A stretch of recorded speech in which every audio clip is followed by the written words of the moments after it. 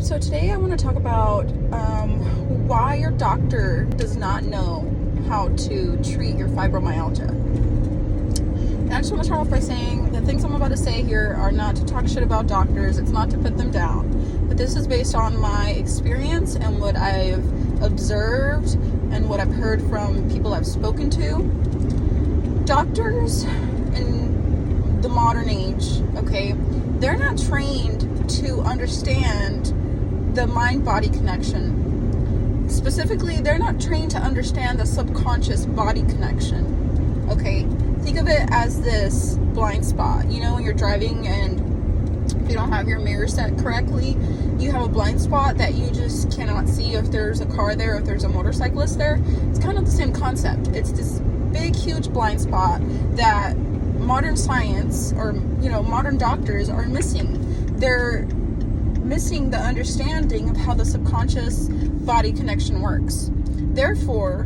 when you go to your doctor and you tell them that you have or might have this thing called fibromyalgia, maybe they're very dismissive of you. Maybe they treat you like they don't know exactly what's wrong with you. Let me tell you something, because they really don't know what's wrong with you.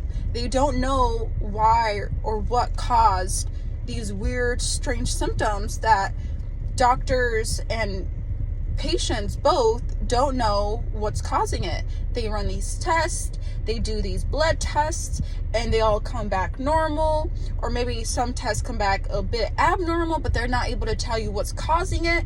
And the way that doctors are trained they're trained that if patients are exhibiting these symptoms, you give them this pill.